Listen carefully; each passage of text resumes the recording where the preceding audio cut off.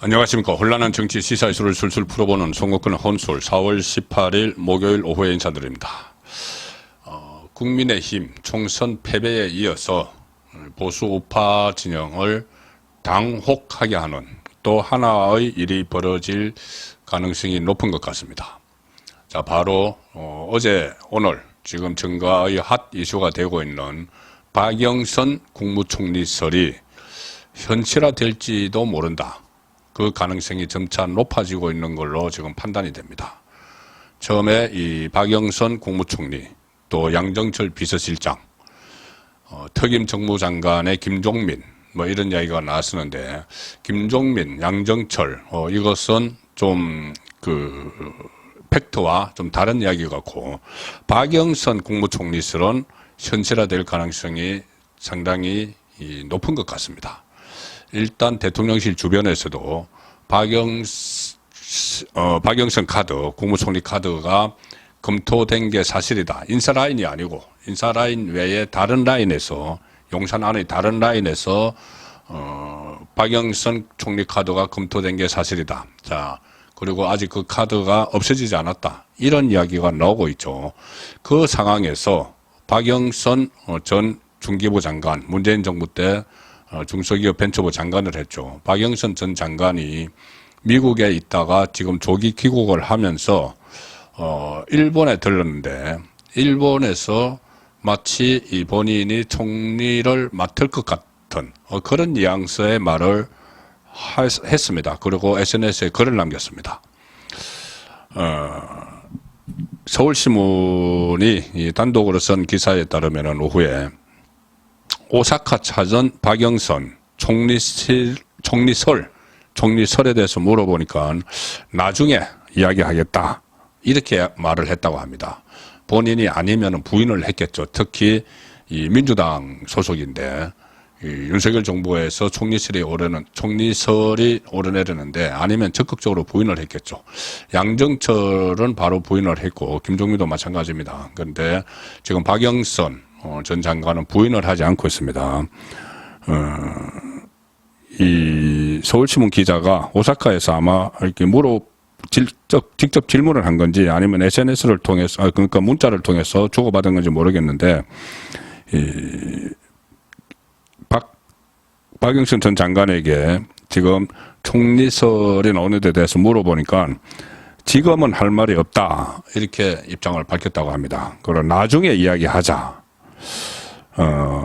그렇게 이야기를 했는데 SNS에 이 글을 하나 올렸습니다. 매우 의미심장한 글인데, 본인이 마치 총리를 맡겠다는, 그리고 총리를 맡은 것으로 맡는 것으로 돼 있다는 그런 뉘앙스까지 풍깁니다.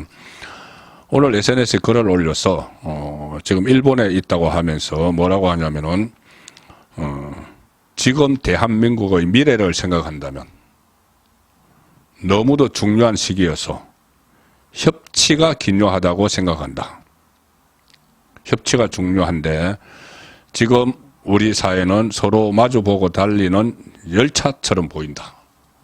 자, 그래서 협치가 중요하다. 대한민국 미래, 협치, 중요한 시기. 자, 이 협치라는 것이 결국은 지금 정치권에서 나오는 게 박영선을 국무총리로 시키는 그 명분이 협치를 이야기하죠. 그 협치를 박영선이 SNS에 글을 올려서 미래를 생각한다면 중요한 시기고 협치가 기묘하다. 자, 그래서 본인이 협치 차원에서 국무총리를 맡을 가능성을 상당히 강도 높게 시사를 했습니다. 이 윤석열 대통령과, 인사권자인 윤석열 대통령과 특히 국무총리 자리를 놓고 어느 정도 이야기가 되지 않았으면은 이렇게 말하기 어렵겠죠. 자, 그래서 이 주말쯤 일본에서 한국으로 들어온다는데 그 시점에 이게 신임 총리가 전격적으로 발표될 가능성도 배제할 수 없는 상황입니다. 자, 그런데 일단 저는 상당히 매우 강하게 박영선 국무총리 카드에 대해서 반대합니다. 이유가 상당히 많은데 이건 협치도 아니고, 그리고 윤석열 대통령의 정체성에도 맞지 않고 또 다른 큰 오해를 하나 불러 일으킬 수 있는 게 있습니다. 일단 이 지명될 가능성이 높습니다. 일단 박영선을 국무총리로 지명을 하면은 아마 뭐 인사청문회 그러니까 총리 비준 국회에서 비준을 받아야 되니까 그래서 민주당 출신을 내놓으면은 비준도 뭐 시켜줄 거고 이재명이 뭐 그렇게 안이하게 생각하는 건지 모르겠는데 일단은 실망했던 지난 총선을 앞두고 현 정부 여당에 실망을 했던 이 보수층 보수 우파 국민 그렇게 실망하고 분노를 했어도 투표장에 나가서 국민의힘 후보에게 45% 지지를 보여줬던 보수 우파 국민들에게 또 다른 큰 실망을 안기게 됩니다. 물론 일부에서는 어쩔 수 없는 선택 아니냐 그렇게 생각하실 분도 있겠지만은 대다수는 저는 크게 실망을 하고 또 분노를 하리라고 봅니다. 그리고 윤석열 정부의 정체성을 흔드는 것이 되죠. 왜 그러냐면 윤석열 정부의 탄생은 문재인 정부의 실정입니다. 실정. 그리고 반칙, 특권, 뭐 조국 사태, 윤미향 사태, 그리고 전반적인 국정 실패, 뭐 집값 폭등, 그리고 통계 조작 이런 거죠. 그런데 박영선 전 장관은 문재인 정부 때 중소기업 벤처부 장관을 오래 했습니다. 그리고 박영선은 2021년 실시된 서울시장 선거 보궐선거에서 민주당 후보로 나섰습니다. 그 선거에서 오세훈 전 시장이 다시 승리를 한 이후에 정권 교체로 쭉 이어졌는데 그때 마지막까지 보수 우파 진영과 서울시장 보궐선거에서 맞섰던 사람이 박영선 전 장관이죠. 문재인 정부 때 장관을 했고 또 서울시장 민주당 후보로 보궐선거까지 나왔습니다. 자, 그런데 만약에 그런 인물을 발탁을 한다면은 문재인 정부의 실정에 실망을 한 많은 국민이 윤석열 정부를 선택을 했는데 그 문재인 정부 출신 내각을 했던 장관을 했던 사람을 다시 정책을 총괄하는 국정을 총괄하는 그 자리에 앉히는 그 정체성이 윤석열 정부의 정체성을 흔들게 되는 겁니다. 사실 일부에서 윤석열 대통령이 어쨌든 간에 문재인 정부 때 검찰총장도 하고 서울중앙지검장도 하고 그런 관계로 지금 문재인과 관련된 여러 수사들이 제대로 이루어지지 않고 있는 것 아닌가 그런 말까지 나오는 상황에서 일부에서 그런 말도 나옵니다. 윤석열 대통령, 윤석열 정부의 정체성에 심각한 혼선을 주게 되는 그런 인사가 되는 겁니다. 그리고 이 국정 운영, 그렇다고 국정 운영이 제대로 될까? 저는 절대 그렇게 안 봅니다. 뭐냐면은 박영선이 국무총리를 맡으면은 그 전에 지금 한덕수 국무총리처럼 그 역할에 머물지 않죠. 보통 대통령의 중심에서 국무총리는 대독총리 이렇게 불릴 정도로 뭐 대통령의 뭐 인사말을 대신 읽는다는 그런 의미에서 대독총리 뭐 이렇게까지 불릴 정도로 존재감이 그러니까 어떤 그 상징성이 클 뿐이지 실제로 권력은 많지 않죠. 정치 권력. 그리고 또 국정 운영에 관련해서도. 그런데 간혹 책임 총리를 주창하는 사람들이 있었습니다. 과거에 노무현 때 이해찬 뭐 이런 사람들 그리고 YS 때 이회창 자 그런데 그 책임 총리를 주장을 하겠죠. 그냥 어떤 허수아비처럼 와가지고 총리를 하려고 하는 게 아니겠죠. 박영선이 지금 협치 이야기까지 했으면은 그러면 그 본인이 책임 총리다 하고 대통령과 호흡을 맞추기보다는 차별화 윤석열 대통령과 차별화를 계속 시도를 할 겁니다. 그리고 헌법에 보장된 국무총리 그 임명 그 제청권을 그 국무위원 임명 제청권을 활용을 해서 내가 장관들을 추천을 하겠다 이렇게 분명히 나오죠. 그거 안 하려면은 뭐하러 그 직함 하나 총리 직함 하나 달려고 여기 윤석열 정부 쪽으로 오려고 하는 건 아니겠죠.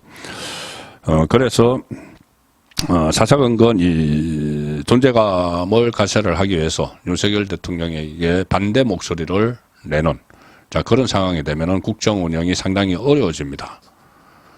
그리고 협치라고 하는데 협치로 인정도 안 됩니다. 왜 그러냐면은 이재명은 이 박영선과 같은 진보 좌파 진영에 있지만 완전히 다른 세력입니다. 박영선은 그때 김대중 전 대통령이 발탁을 했고 그 이후에 이 문재인 때 장관을 지낸 그런 인물이죠. 그래서 친문인데 지금 그 이재명은 친문을 쳐내고 있는 상황이죠. 그 공천 과정에서 다 쳐내고 그래서 친문과 대립각을 세웠죠. 그리고 자기가 지금 좌파 진영의 우두머리라고 생각을 하는데 좌파 진영에 흘러간 친노 친문 쪽의 사람을 국무총리로 앉혔다고 해서 윤석열 대통령이 앉혔다고 해서 그걸 협치라고 생각 안 합니다. 오히려 친문과 자기를 갈라치기 했다고 생각을 하겠죠. 그러면 더 세게 윤석열 대통령을 공격을 할 수도 있습니다. 인준은 해줄지 모르죠. 같은 편이었으니까. 그런데 그 이후에 이것을 협치가 아니고 오히려 약간 갈라치기다. 이렇게 받아들여서 공격을 할 가능성이 상당히 높은 것이죠. 이게 사실 이 받아들이면은 준연정, 준거국내각 이렇게까지도 의미를 부여를 할 수가 있는데 연정이나 거국내각 같은 건 원래 야권의 그 협조, 국정운영 협조를 담보로 해서 그쪽 사람들을 데려다 쓰는 게 연정, 거국내각 이런 건데 협조가 담보되지 않은, 그러니까 그쪽과 교감이 되지 않은 민주당 그 야당 세력과 교감이 되지 않은 상황에서 이 박영선을 앉히면은 오히려 반발이 더 커지죠. 그래서 이건 협치 차원도 아니다. 그리고 이게 진위 여부와 관련 없이 상당히 큰 이 프레임에 또 갇힐 수가 있습니다. 박영선은 윤석열 대통령과 일단 인연이 있습니다. 그 인연은 아침에 제가 잠시 소개를 드렸는데 윤석열 대통령이 국정원 댓글 조작 사건 수사팀장으로 있던 2013년에 그때 박영선 전 장관이 이 야당 민주통합당 소속 국회 법사위원장이었습니다. 그래서 야당이었기 때문에 그때 박근혜 정부의 국정원 댓글 사건 여기에 대해서 수사를 해서 그때 박근혜 정부 검찰 수뇌부와 갈등을 겪었기 때문에 윤석열 그 검사가 박영선 당시 야당 소속 법사위원장이 옹호를 했죠. 그 응원을 보내는 어모 사격을 하는 그런 관계였습니다. 그래서 그 이후에 윤석열 대통령과 박영선 전 장관은 부부 동반 모임도 하며 친분을 이어왔다 이렇게 알려져 있는데 자, 그 전에 박영선이 윤석열 대통령보다 먼저 알았던 사람은 김건희 여사입니다. 김건희 여사와의 친분에 대해서는 박영선이 스스로 이렇게 이야기를 한 적이 있습니다. 그때 2022년 대선 당시에 언론 인터뷰에서 박영선 전 장관이 이렇게 이야기했습니다. 제가 문화부 기자를 했다. MBC 문화부 기자를 했는데 김건희 여사가 기획 전체를 하던 분이었기에 윤석열 후보와 결혼하기 전부터 알았다.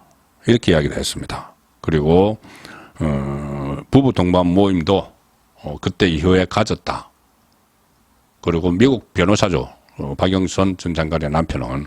그래서 부부 동반 모임도 가졌다. 그런데 그 부부 동반을 하게 된 계기가 윤석열 대통령보다 김건희 여사를 먼저 알았기 때문에 부부 동반 모임도 가졌다. 자, 그런데 그러면 당장 인사에 개입한 거야? 김건희 여사가 또 인사에 개입한 거야? 뭐 이런 프레임을 치기 딱 좋은 구도죠. 그 가뜩이나 김건희 여사 리스크 때문에 상당히 국정이 좀 어려운 그런 상황인데 프레임에 갇혀서 그런데 이 프레임에 다시 걸려드는 그런 우를 범할 수가 있습니다. 이런 모든 것을 감수를 하고라도 박영선 카드가 국무총리 카드가 이게 유효하고 정말 국정 안정되고 야당의 협조를 얻을 수 있고 뭐 그런 거라면은 이 프레임 정도는 깰 수가 있지만 다른 어떤 긍정적인 면, 플러스적인 효과는 전혀 없는 상황에서 김건희 여사 국정 개입, 인사 개입 이 프레임에 딱 걸리게 됩니다. 오늘 벌써 박지원 같은 경우는 박지원은 사실 박영선과 상당히 친하죠. 법사위 남매 이렇게 불릴 정도고 오빠 동생하는 사이인데 이 상황에서도 박지원은 오늘 이 제2의 최순실이 누구냐 뭐 이런 식으로 또 그 프레임을 또 설치를 하기 시작을 했습니다. 민주당의 다른 의원들도 마찬가지고 이 민주당이 그렇게 이야기하는 것은 지금 박영선을 진정한 자기 편으로 안 보는 것이죠. 친문이기 때문에. 그래서 이것은 또 아무 거리낌 없이 박영선은 원래 같은 진영 출신이지만은 그런 것과는 거리낌 없이 그냥 김건희 여사 인사 개입 프레임 여기다 가두어 버릴 자, 그런 태세를 보이고 있기 때문에 이 박영선 국무총리 카드가 현실화되면은 덕보다는 덕은 거의 없고 실만 상당히 많고 국정 운영이 더 어려워진다. 그 말씀을 드리겠습니다. 송국근의 혼술이었습니다.